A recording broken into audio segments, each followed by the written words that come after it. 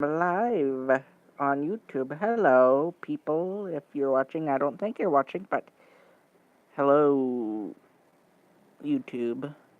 Um, I'm live, as I said, because I decided why the hell not.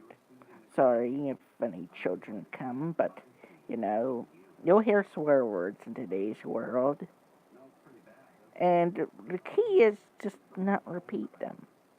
I mean, I'm not. What's the word? What's the word?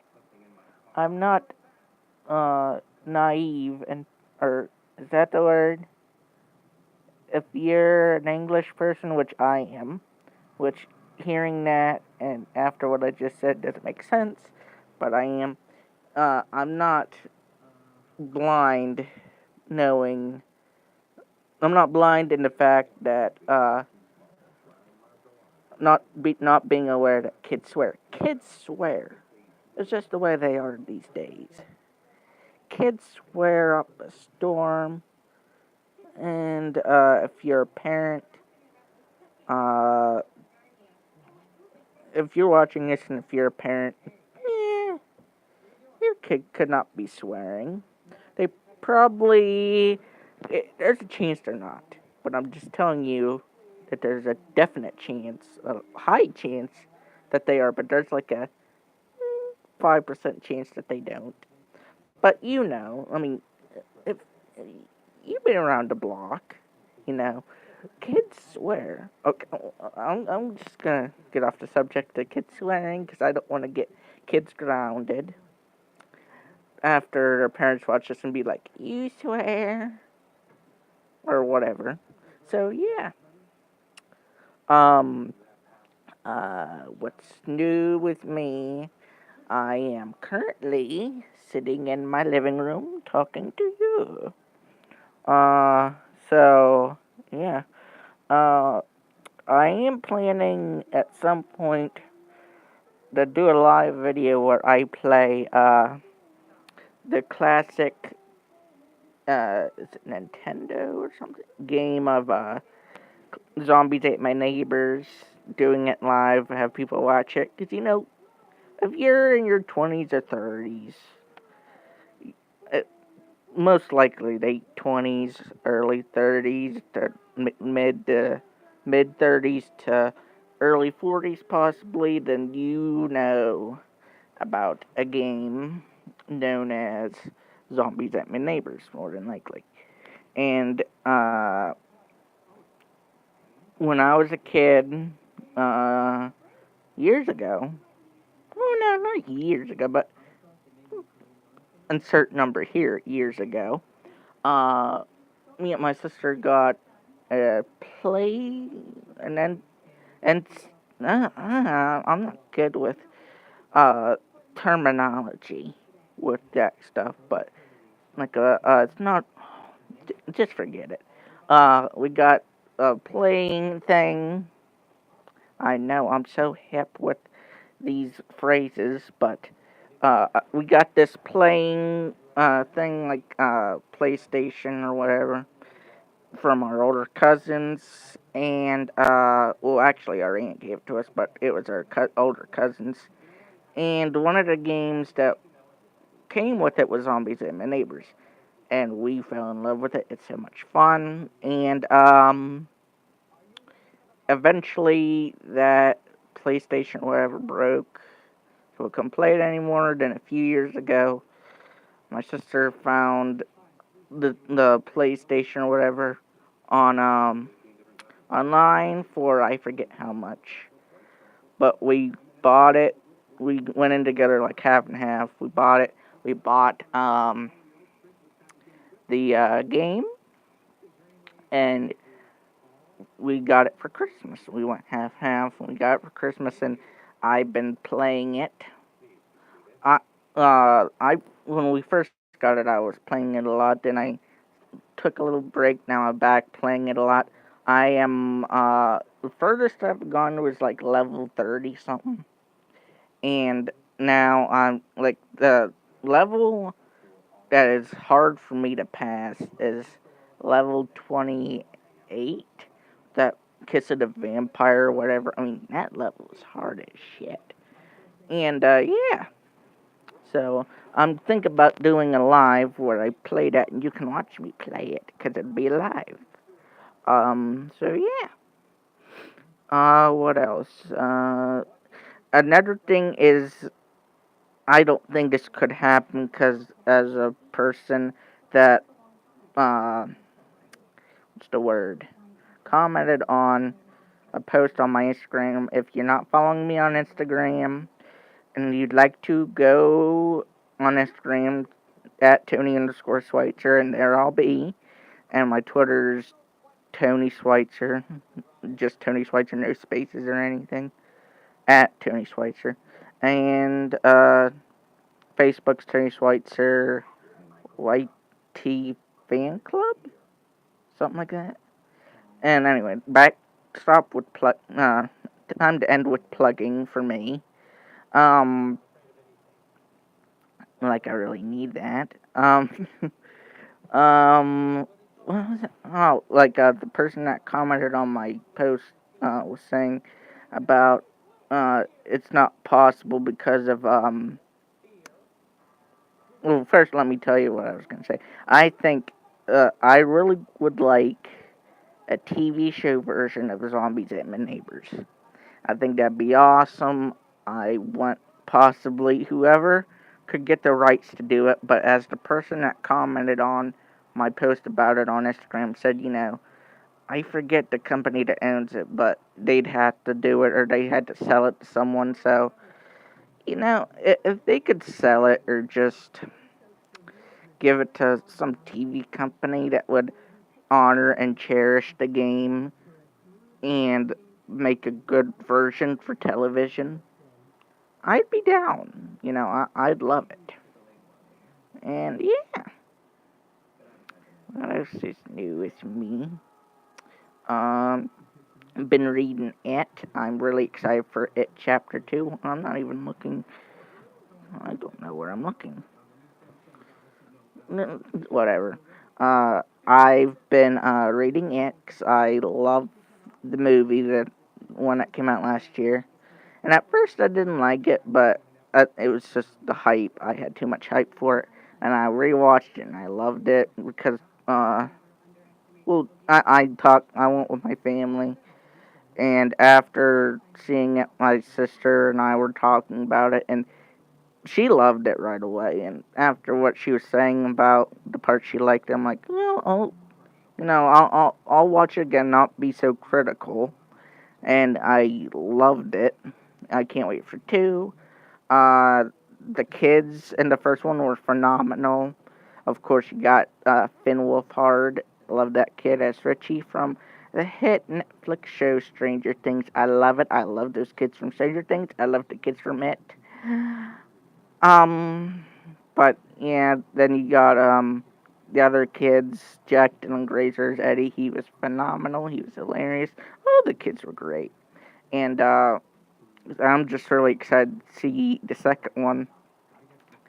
And looking at the cast, the adult counterparts of the Losers Club, I'm really excited, especially to see especially Bill Hader play Richie.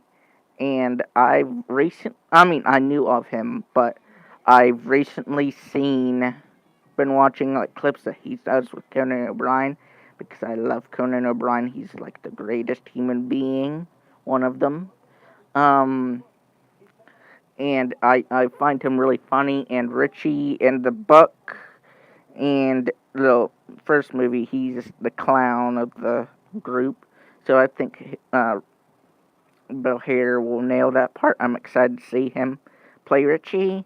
Uh, Casting wise for Eddie, I don't think they could have casted anyone better resemblance wise than James Ransone. I can't wait to see him play Eddie because Jack Dylan Grazer said that in an interview that he got his mannerisms down, which is really good because, they're supposed to act as closely to these kids as they possibly can. So yeah, I'm really excited. And like I said, I'm reading the book now. and I'm at the part where Ben just seen his uh his first viewing of it. But before that, there's he got cut. Spoiler alert. If you haven't read it or seen the movie, but are thinking about reading it or seeing it, Henry Bowers cuts Ben with a knife because he's a psychopath. And and there's a part in the book that I really wish they would have kept in the movie it is a when he's running away from Henry, 'cause Henry's chasing him. He kicks Henry right in the balls, and it was fantastic. I found it extremely satisfying, and yeah, I just wish they would have kept that in the movie. Although I'm sure that if the kid that played Henry knew, I'm sure he's glad that they kept it out of the movie. Because who wants to get kicked in the balls? Guys, who wants to? No one. That's the answer. No one. But, yeah. So, that's one thing I wish they would have. But, they did such a good job of adapting and making it more modern. Because the book, when they're kids, something's going on. Uh, because in the book, when they're kids, it's set in the 50s, where in the new movie it's set in the 80s, and they made it more modern, and I just like the touches, and they made the fears more real, like more up to date, and I just liked it, and it's a good thing that it being a movie adaptation that they split it into two because the book is so freaking large. And like when I was reading it a few days ago, my grandma's like, "What are you reading?" I'm like, "It." She's like, "Still." I'm like, "Yeah." I'm like, "There's a reason why they're splitting the movie adaptation into two movies because it's so freaking big, but it's really good." So yeah. Um, if you've seen it's probably my best videos. The projects I did with my friends, and you're wondering where are these guys at now? Well, uh, we graduated 4 years. It's going on 4 years, or actually, it's been 4 years. We graduated in 2014. I still keep in contact with most. I'm friends with all of them on Facebook, pretty much. And it's hard to keep contact with everyone after graduating from high school because, people just literally disappear. Like from the face of the earth until they don't because you see them again in like Walmart and it's like, hey, you're still living. Um, but I've kept in contact with a couple of them, but all of them we still, our birthdays, happy birthday, Christmas and Thanksgiving, Merry Christmas, Happy Thanksgiving, that kind of stuff. Um, but where are they at now? They're uh, just uh, living life. Um, the ones of us that went to college, uh, they just finished this past spring. So that's cool. And what really blows my mind is that next year is gonna be my first high school reunion 5 year, and it's like what? Because if you're still in school, people may tell you, once you get out, time will fly. And you'll think, oh bullshit, but it really does like it's incredible how fast time flies. And yeah. Um, what else about the guys? Uh, just, they're off doing their own thing. I'm off doing my own thing.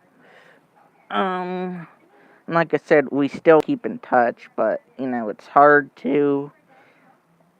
We don't keep in touch as often as, we'd like to.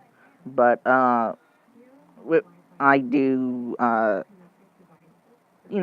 friends with them on Facebook and stuff like that, so I still see, not being a creeper, but I still see what's going on in their lives. In fact, a couple of us are getting married, so I'm very excited for some of those weddings.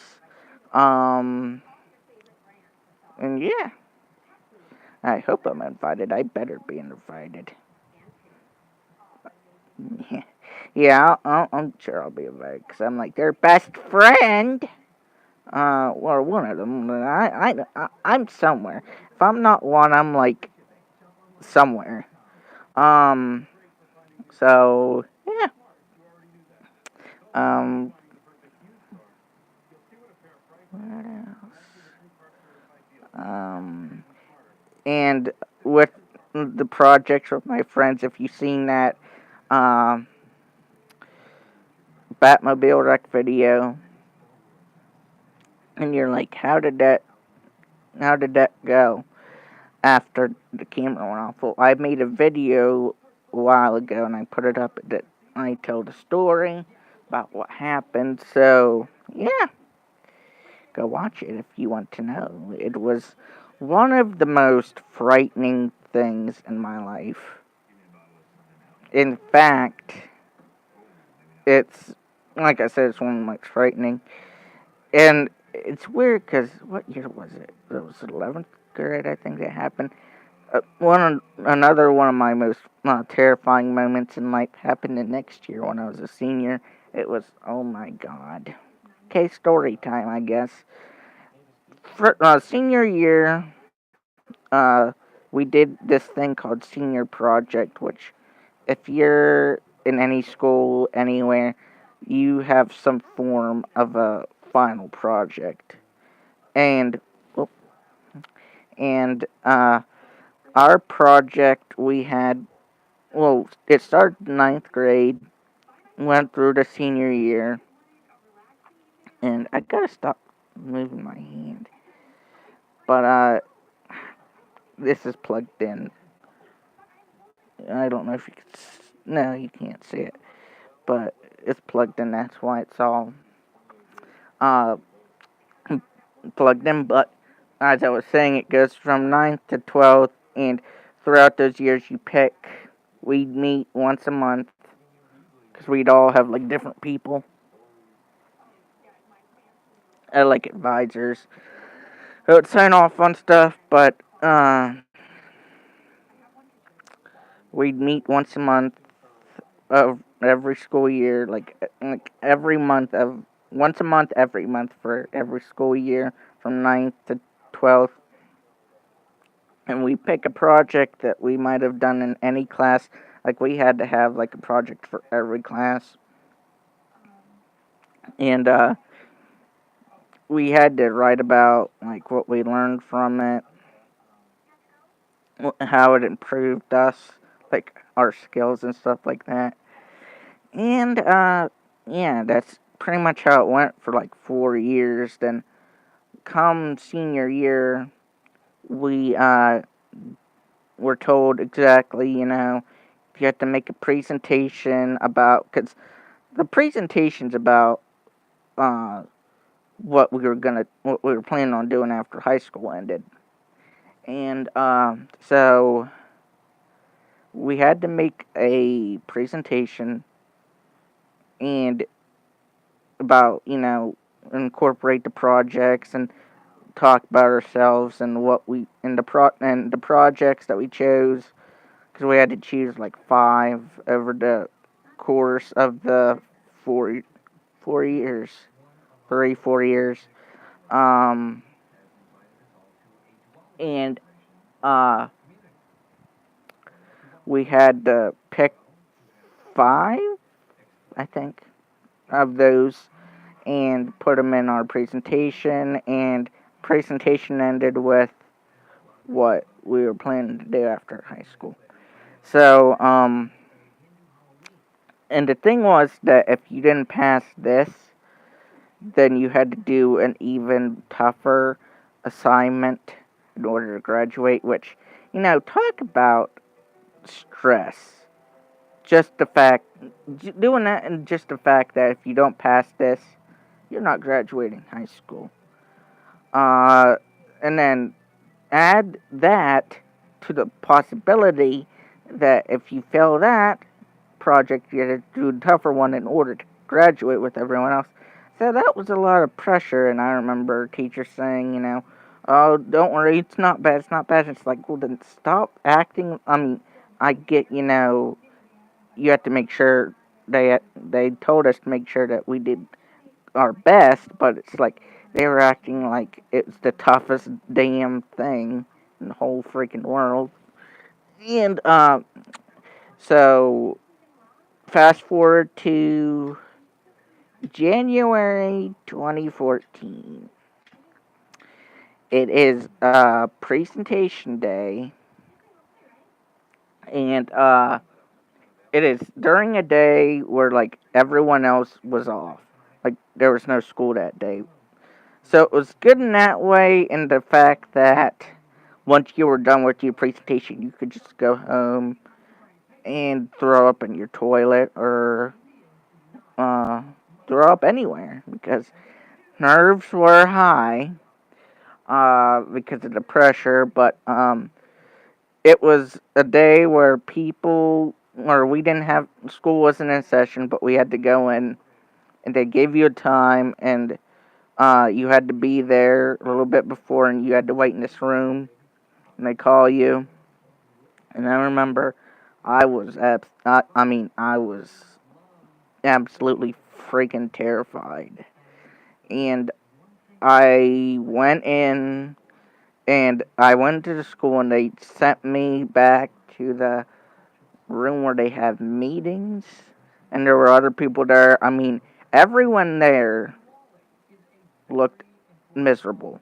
Everyone there looked like they were gonna vomit, pass out, just anything that's not, as you say, feel, not anything that would imply that you're in a good mood. I mean, people were, there were tears. It was. We looked like we were about to go to the electric chair. That's how I'd like to describe it. I mean, people were scared. And it's funny because, the door would open every couple minutes and they'd say, Joe Schmo. And then they'd get up and they'd start walking and people would be like, bye, Joe. Like we'd never see them again, but we'd see them again the next day. Um, so I got called, and it was terrible. Well, not terrible, but it was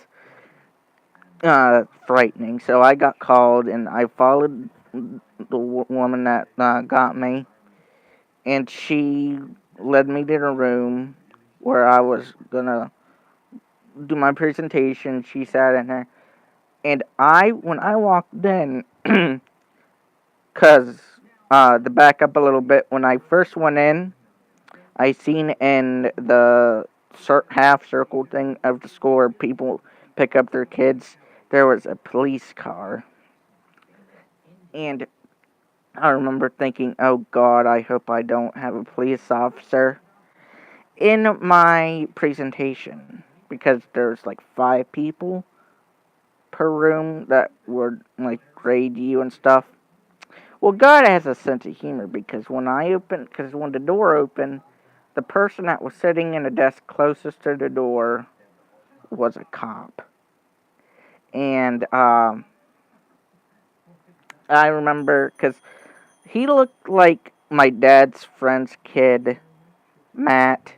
And I remember Matt left for the service that same exact day. Thank you, Matt, for your service. Don't know if you're done, but if you're not, thank you for your continued service, and if you're done, thank you for your completed service. Um, and okay. Uh, and I saw the cop, and I'm like, because he looked like Matt. I'm like, what's Matt doing here? But then it clicked. I'm like, oh, it's not him. And I remember I was terrified, and I went and shook everyone's hand. And I did my presentation, and I remember I kept on looking over at the cop, and he kept on writing stuff down. And people are intimidated by certain cops. Like, when they pull you over and stuff like that, you're like, oh shit. But what when you're already nervous about graduating, graduating. What's the word I want to use? Graduating, uh, certain or graduating, deciding presentation, that just adds to the stress, the worriedness, the anxiety of it. When a cop is in there and he's one of the advisors or whatever, or the people that grade it. I remember I kept on looking over at him and kept on writing stuff, and I'm like, oh my god, what I do? And I didn't do this out loud, but in my head, I'm like, oh my god, what I did? You're gonna arrest me. But I remember I didn't get arrested, thankfully. And and I remember I was so nervous that one of the people after